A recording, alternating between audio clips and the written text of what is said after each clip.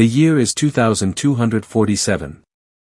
Humanity has been part of the galactic community for exactly 3 decades. We're the new kids. The awkward species. The ones everyone watches carefully at dinner parties. And right now, the colony ship Indomitable, carrying 15,000 humans to New Terra, has been dead in space for 8 months. 1 to 4 o'clock, establishing the situation. Scene, alien rescue ship approaching. Commander Zeldar of the Vortony Rescue Corps had seen it all. 500 years of service. Rescued 17 different species from certain death. But nothing, prepared them for this.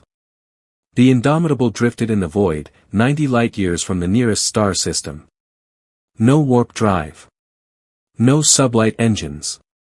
Life support running on what Zeldar's instruments generously called fumes and prayers. By every calculation, everyone aboard should have been dead 7 months ago. This is rescue ship Benevolent Dawn to human vessel. Please respond. Static. Then. Oh, thank God. Yeah, we're still here. We've been expecting you. Zeldar's primary eyes widened. Still here. Their instruments showed catastrophic system failures across every major system. The fusion reactor was offline. The backup power cells had exploded. Even the emergency batteries were showing 0. How are you still alive? A pause. Then laughter. Human laughter, that strange barking sound. Funny story about that. 4 to 8 o'clock, the Discovery. Scene, boarding the human ship. Zeldar's team suited up and crossed over. They expected to find corpses. Instead, they found a carnival. The corridors were lit by jury-rigged LED strings, the kind humans used for something called Christmas. The air was breathable but cold, kept at 4 degrees Celsius. Every surface was covered in what the humans called blankets. And everywhere, was makeshift engineering that made Zeldar's sensors scream in alarm. The main reactor. Replaced by 47 exercise bikes connected to a series of car batteries. Humans were taking shifts pedaling. There was a leaderboard. The water recycling system. Broken. Instead, they'd built a medieval-style condensation trap using shower curtains and duct tape that somehow achieved 94% efficiency. Food synthesizers. Gone. They were growing potatoes in the hydroponics bay, which they'd kept alive by redirecting heat from the computer core. This is impossible, Zeldar whispered. The human engineer, Captain Sarah Chin, grinned. Yeah, well. We didn't know that. 8 to 12 o'clock, the explanation. Captain Chen gave them the tour. See, we lost main power 3 weeks into the journey. Should have killed us. But Marcus, he's from Detroit, he said, I've kept worse cars running. So we started, improvising. They passed a section where the hull had been patched with what appeared to be cafeteria tables and epoxy. Micrometeorite strike. Lost pressure in section 7. We sealed it with furniture and spite.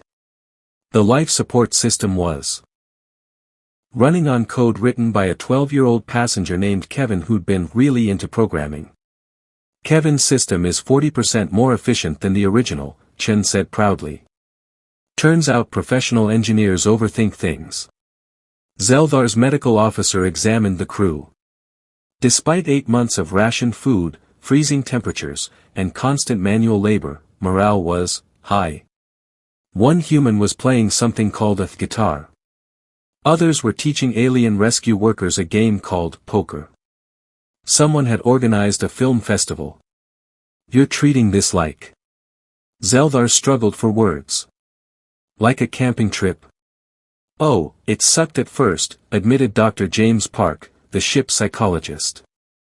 Week 3, people were panicking. Week 4, they were angry. Week 5, they got competitive. Started treating it like a problem to solve. Nothing unites humans like a common enemy. What enemy? You're in deep space. Alone. Dr. Park smiled. Exactly. We decided we were going to make it out of pure spite. We were not going to let physics win. 12 to 1600 hours, the galactic reaction. Word spread through the galactic community like wildfire. The Vortini had thousands of years of rescue experience. Their protocols were perfect. When a ship suffered catastrophic failure, you had maybe 2 weeks before it became a tomb. Humans had lasted 8 months. And they were fine. Scientists couldn't explain it. The engineering was crude, inefficient, and violated about 400 safety regulations. The psychological profile made no sense, trapped in a metal can, freezing, hungry, with death constantly hovering over them, and they'd formed a book club. The Centauri ambassador called an emergency council meeting. They turned exercise equipment into a power grid, they said, 6 tentacles trembling. They grew plants in server rooms. They're using blankets and duct tape to hold back vacuum. Your point? Asked the human ambassador. My point. My point. We need to re-evaluate humanity's threat level.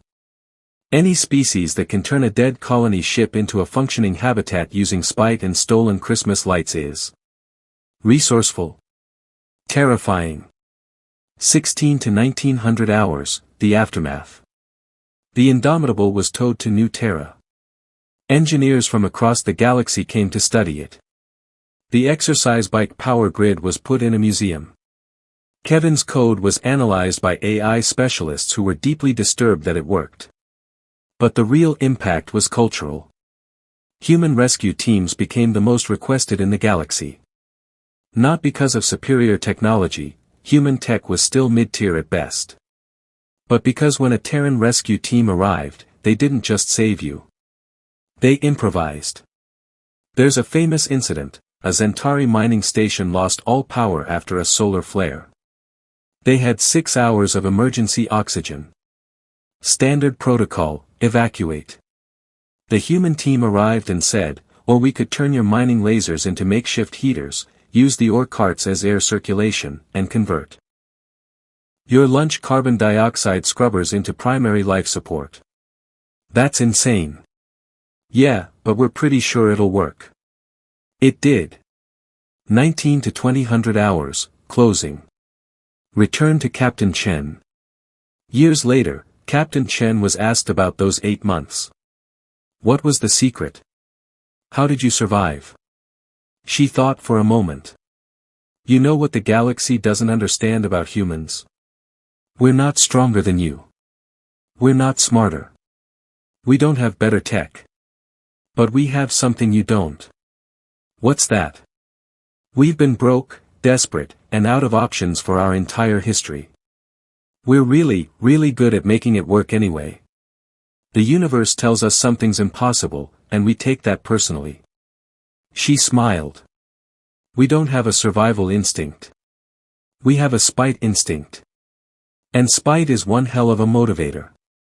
Fade to black. Text on screen, the spite drive. Coming soon to a breakdown near you.